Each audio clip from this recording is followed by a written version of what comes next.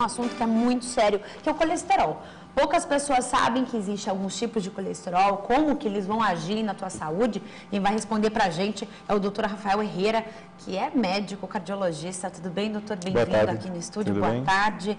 Afinal de contas, doutor, o que é o colesterol? Quais são os tipos de colesterol que existem, para a gente poder entender? Na verdade, o colesterol é uma gordura necessária basicamente para processos gástricos, alimentos, um tipo de gordura que ajuda a digestão, tipo de gordura que ajuda na formação de vitaminas, entra na formação de vários complexos enzimáticos necessários no organismo, ok? Se convencionou em dividir o colesterol em vários tipos, ou classes, vamos dizer assim. Tem o chamado bom, popularmente conhecido como bom colesterol, que é o HDL, tá? Que diz respeito ao tamanho da molécula de colesterol, tá? High, no caso a palavra em inglês. Esse seria o bom colesterol, o HDL colesterol. Para você ter uma ideia, ele é necessário no corpo e o que se preconiza atualmente é que essa dosagem de colesterol seja feita pelo menos uma vez por ano e que ela esteja, falando do H, claro, ela esteja um nível para homem acima de 40, número, e para mulher acima de 50, tá? Existe também o chamado LDL, que diz respeito à molécula também do colesterol, que seria o mau colesterol, o colesterol ruim. Então, o HDL é o bom e o LDL é o ruim. É o ruim, exatamente. E ele também tem valores, tá? Só que para você definir o valor bom ou ruim do colesterol, você tem que levar em conta o paciente. Você não trata um número, você trata o paciente, tá? Então, assim, você tem que levar em conta o sexo do paciente, feminino, masculino, a idade do paciente, aí tem uma escalinha para isso, se ele é fumante ou não, se ele tem o peso dito ideal para o paciente, se ele tem a gordura abdominal dita ideal para o sexo, no caso, para homem, entendeu? Acima ou igual a 90, para mulher abaixo de 80. Essa gordura abdominal é tão mais importante do que fatores como fumo ou sedentarismo, para você ver como isso é importantíssimo. Por quê?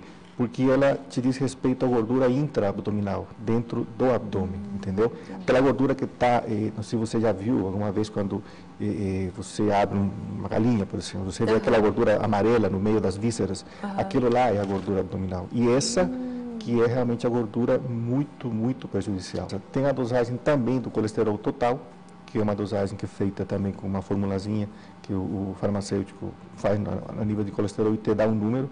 Ela atualmente preconizada de ideal abaixo de 160. Claro que, aquilo que eu te falei no início, você vai tirando uns pontinhos, por exemplo. Mulher, homem, fumante, não fumante, sedentário, idade, isso tudo vai somando pontos. Se você tira um número de probabilidade de evento cardiovascular nos próximos 10 anos, isso te orienta a nível de quanto teu colesterol total teria que estar. Por exemplo, se você tem um risco baixo, você teria que ter um colesterol abaixo de 160, seria interessante. Mas se você tem um risco grande, já intermediário, já vai para 110, 100 e 110. Se você já é um grande, tem uma probabilidade enorme de ter algum evento, já abaixa para 100, entendeu? Isso varia muito de cada caso, de cada paciente, claro.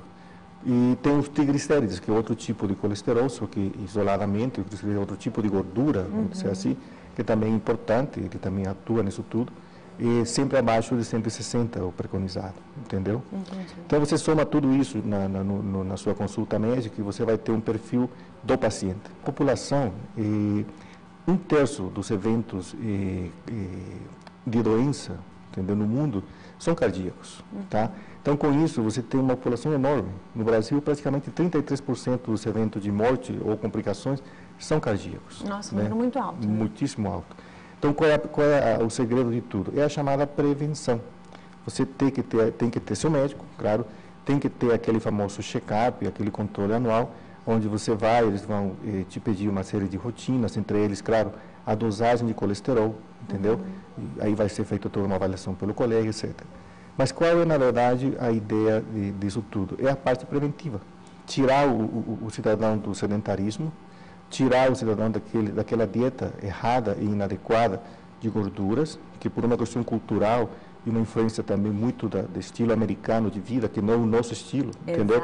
Que não é o nosso estilo é arroz, feijão, carne, e lá é fast food, batata frita, entende? Então, isso esse estilo de vida não seria o mais saudável, entendeu? Então, a ideia é isso, você ter uma alimentação adequada, e aí entra toda a parte de alimentos integrais, frutas, verduras, alimentos crus, entendeu? Aí vem saladas, etc., sementes, tudo mais, né? E eliminando ou diminuindo muito a parte de frituras, coisa frita, coisa gordurosa, aí gordura animal mesmo, entendeu? Entra aquela história do torresminho, da feijoada gorda, aquele tipo de alimentos que realmente... Carne gorda da também. carne gorda, e principalmente se você compara o Brasil, que é um continente, a dieta que é feita, por exemplo, no norte do país, lá, entendeu, no Pará, ou a dieta que é feita aqui no sul, aqui, por exemplo, no Paraná, você vê que aqui se consome muita carne, né? Então, os estudos mostraram, um estudo até feito pela Sociedade de Cardiologia, que os eventos cardiovasculares aqui têm uma propensão a ter mais pelo tipo de alimentação, entendeu? Que influencia muito, claro, a gordura animal. E tem um estudo chamada nacional também que mostra que o brasileiro, na verdade, é o segundo povo mais estressado do planeta. Quer dizer, é uma série de situações, né? Isso. O Brasil, na verdade, o brasileiro não é visto como um povo estressado, é visto como um povo feliz, alegre, contente, como um povo que se alimenta com as suas riquezas naturais, só que é tudo o contrário. O brasileiro ele está estressado cada vez mais, ele se alimenta de fast food o tempo todo, as redes americanas de fast food invadiram o Brasil, a cada esquina tem uma lanchonete, é uma comida rápida, é uma comida mais fácil para o dia a dia corrido, que tem um e as sabor pessoas não melhor. pensam, exatamente, tem um sabor que agrada, né? Isso. Mas as pessoas não pensam no pós, né? Que tudo isso é a longo prazo, vai chegar um momento que teu corpo vai pedir socorro, né? Exatamente. Por isso que campanhas como essas aqui, por vocês através do Hospital Vita e de nós cardiologistas, são necessárias e são muito bem-vindas. Por quê? Porque dá um perfil para o povo, para a população em geral, entendeu? Que você tem que ter a parte preventiva. Ter aquela parte de ir no seu médico, saber como é que está seu colesterol. Um exemplo bem isolado. O nível de glicemia, que é o diabetes. Você vê, ele está se modificando. Atualmente, já se preconiza que o ideal, o certo, é abaixo de 100, entendeu? Então, paciente com 99, 95, tudo bem, mas com 100, 101, você já alerta o sinal amarelo.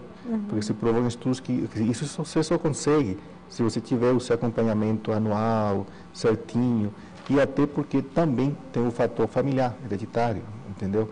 Aí você tem toda uma família de pacientes que tem colesterol alto, então você tem que ter aquele controle, tem que ter hipertensos, tem que ter, entendeu? Porque qual seria o dano, basicamente, do colesterol? Ele atuaria a nível, entendeu, de tudo aquilo que eu falei no início, mas se você consome colesterol extra a nível de frituras, gorduras animais, etc., você aumenta esse nível de colesterol e ele tem uma tendência, por uma peculiaridade do colesterol, a formar placas intra-artéria, intravasos, entendeu?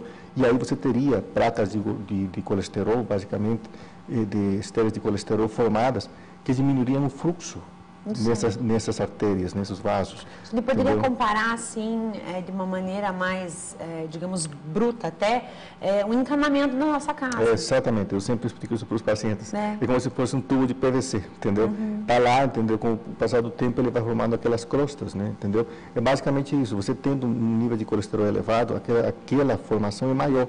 E você vai ter um aumento daquelas placas e uma diminuição da luz daqueles vasos.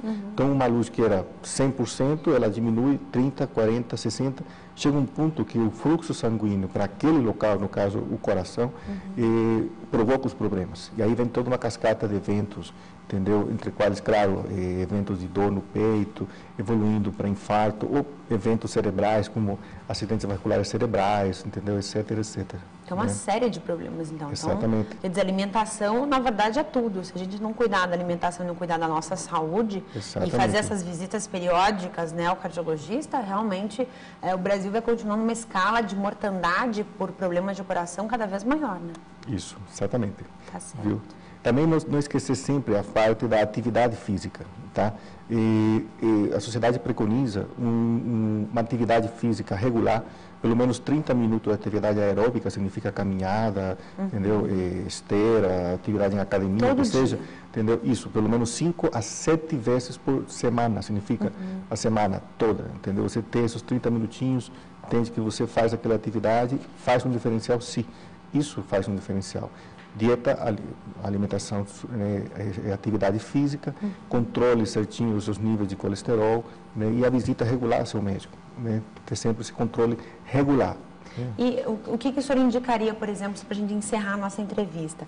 Uma pessoa que não se alimenta direito, não faz exercício, tem uma gordura acima realmente do nível que deveria ter, e se essa pessoa começar a fazer um exercício agora e começar a pegar muito pesado, isso pode agravar a situação de saúde dela?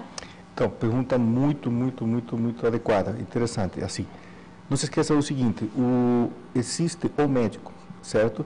Qual é o princípio de tudo? É você ter uma consulta médica. Você não pode, na sua cabeça, iniciar uma atividade física do zero, sendo que você é um sedentário que quer iniciar uma atividade, sem antes ter uma avaliação clínica, tá? Então, qual é o primeiro passo de tudo? Você procurar o seu médico, o seu clínico, o seu cardiologista, entendeu? Ele fará uma avaliação clínica, examinará, etc, etc. Se necessário, solicitará os exames necessários, por isso que eles chamam-se exames complementares, aí vem uma série de exames, o que seja, teste de esforço, exame de sangue, etc. Terá um perfil de você e aí ele fará uma programação de atividade, porque a princípio, a atividade física é sempre bom.